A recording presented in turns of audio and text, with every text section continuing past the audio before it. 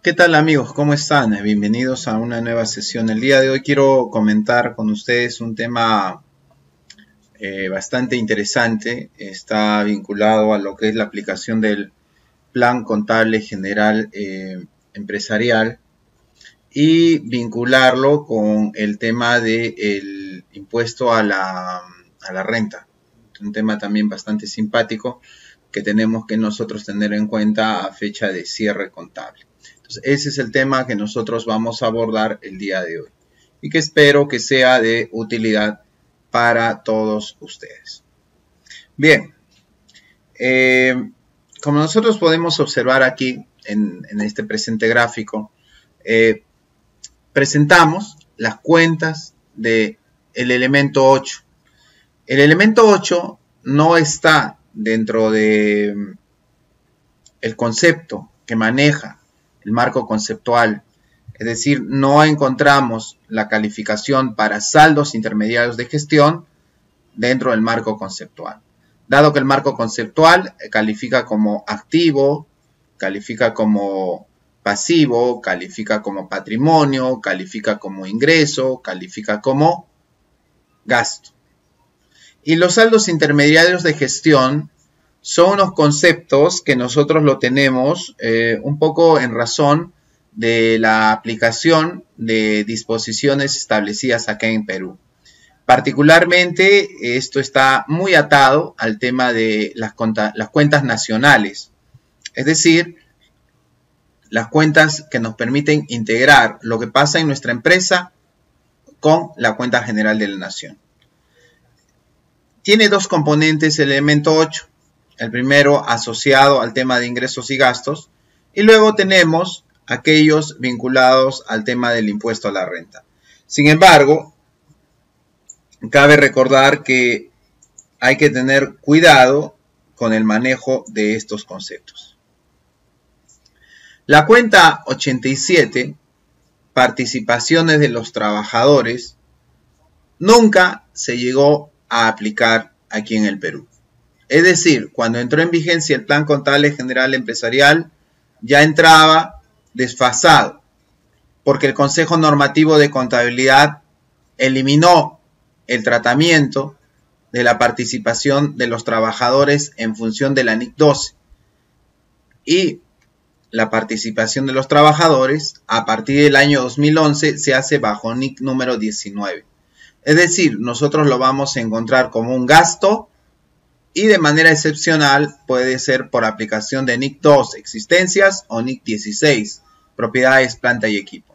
Entonces, si ustedes tienen en el Plan Contable General Empresarial este código, esta cuenta 87, nunca se llegó a aplicar. Si tú lo estás aplicando, estás incurriendo en un error contable. ¿Ah? Hay que tener mucho cuidado, porque a veces nos llama la atención con lo que nosotros tenemos en el plan contable versus la declaración anual del impuesto a la renta y la distribución legal de la renta, pues no podemos asociarlo a esto. Esto no existe, no se aplica. ¿Por qué? Porque la participación de los trabajadores no tiene una parte corriente y diferida, no tiene un concepto asociado a la aplicación de norma internacional de contabilidad número 12. ¿Ya? Ok, descartado. Por otro lado, nosotros tenemos una cuenta que sí nos llama la atención. Esta cuenta tiene nombre y apellido, se llama impuesto a la renta. Ese sería su nombre, pero sin embargo tiene un apellido corriente y diferido. Eso como consecuencia de la aplicación de norma internacional contabilidad número 12, me dice. Pero recordemos, en realidad es por aplicación también del Plan Contable General Empresarial, el cual es una norma local.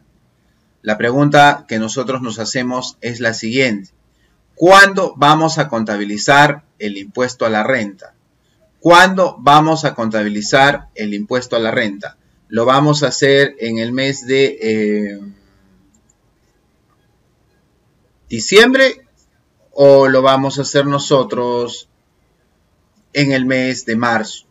Porque muchas veces hay una terrible confusión con muchos colegas y piensan que la 88 se contabiliza en marzo con la declaración, y eso es falso, porque el registro de la transacción asociada a la cuenta 88 se hace como parte integrante del proceso contable, vinculado al cierre de cuentas. Es decir, tiene que hacerse en el cierre contable. En marzo, lo que haremos nosotros es contabilizar la determinación de un saldo a favor o el pago que tenemos por un impuesto por regularización. Pero el impacto del 88 está dentro de un asiento de cierre. Ahora, también hay que comprender la naturaleza de la 88 y en general hay que partir del análisis que nosotros hacemos de las cuentas del elemento 8. Es decir, las cuentas del elemento 8 tienen doble naturaleza, son ambivalentes, es decir, tienen un comportamiento de ingreso o gasto. Si tú me has estado prestando atención, me podrás señalar, pero hace un momento dijiste que la 8 no era directamente vinculada a los elementos de estados financieros y dentro de los elementos de los estados financieros tenemos ingresos y gastos. Cierto, pero el concepto de ingreso y gasto que nosotros usamos a través de la 8 no es porque vayamos a reconocer una transacción de ingreso y gasto, sino más bien es porque nosotros necesitamos cerrar las cuentas de ingresos y gastos. Yo tengo que cerrar un gasto, ese gasto lo voy a cerrar con un ingreso, y si tengo un ingreso lo voy a cerrar con un gasto. Entonces son cuentas por contra. Bien, ahora, si es así, entonces es posible que desde una perspectiva contable, cuando yo tenga el cierre, yo voy a poder determinar un gasto por impuesto a la renta y voy a poder determinar un ingreso por impuesto a la renta. Eso es muy importante, porque el saldo que yo tengo dentro de esta cuenta 88, la cuenta T de mayor que yo tengo de esta cuenta 88, va a reflejarse en una casilla del PDT 708. Y la casilla en la cual se va a reflejar es la casilla 490, a través de gasto o ingreso. Es decir, yo puedo tener un gasto por impuesto a la renta o puedo tener un ingreso por impuesto a la renta. Lo usual es encontrarnos en un escenario de un gasto. ¿Ya? Eso es lo usual. Bien, ahora tenemos, si les decía que el impuesto a la renta es el nombre, nosotros tenemos el tema del apellido. Y la pregunta es cómo nosotros trabajamos ese concepto del apellido. Yo tengo, si quiero darle al impuesto a la renta una connotación, yo tengo acá el apellido corriente y por otro lado tengo el apellido diferido. ¿Cuál es la diferencia? Como consecuencia de la determinación del impuesto a la renta a fecha de cierre, yo determino un impuesto a la renta corriente y de ser el caso un diferido. El impuesto a la renta corriente, ese dato es el que yo lo voy a obtener de el PDT, de la información que voy a colocar en la declaración anual del impuesto a la renta. De ahí es donde voy a obtener ese dato de lo corriente. Y el impuesto a la renta diferido, desde el punto de vista de la norma internacional de contabilidad número 12, va a salir como una comparación. ¿De qué cosa? Como una comparación de la base contable y la base tributaria sobre partidas del estado de situación financiera. Es decir, lo que antes llamábamos el balance general. Entonces hay que tener cuidado. Por eso es que nosotros hablamos metodológicamente, cuando nos referimos a la determinación de un impuesto a la renta corriente, decimos que estamos frente a la aplicación de un método del pasivo sobre cuentas de resultados. Y por otro lado, cuando hablamos de la determinación de un impuesto a la renta diferido, hablábamos de un método del pasivo, pero enfocado a las cuentas de balance. Entonces, date cuenta de los vínculos que se van generando a nivel de los estados financieros y cómo se vincula con el uso de esta cuenta. En resumen, la cuenta 88 es una cuenta de ingreso o gasto, como consecuencia de la determinación de un impuesto a la renta corriente. Pero luego, por aplicación de la NIC 12, yo encuentro un concepto de diferido y ese diferido va a afectar la determinación de esta cuenta 88.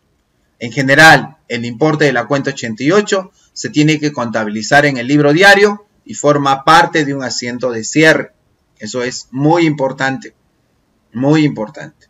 ¿Ya? No te olvides de esos conceptos. Te invito a participar, si estás en la ciudad de Lima, de nuestro seminario el viernes 8 de marzo. Evita errores en la deducción de costos y gastos en el PET 708.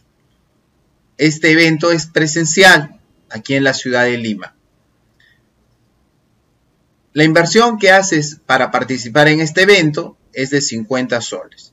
Teníamos un preventa hasta el día de mañana, pero lo vamos a ampliar para evitar la experiencia que nos pasó con el anterior seminario y que muchos de nuestros seguidores de redes sociales se quedaron ahí un poco molestos. Todavía estamos con preventa. Entonces, mayores informes, si quieres ver el temario, si quieres ver qué vamos a hacer, dónde se va a realizar, es en Lima por si acaso, puedes requerirlo al correo eventos@perugestion.org y al WhatsApp 958-672-735. ¿Ok? Muy bien, amigos, espero que esta información sea de utilidad para todos ustedes. Muchas gracias por su atención.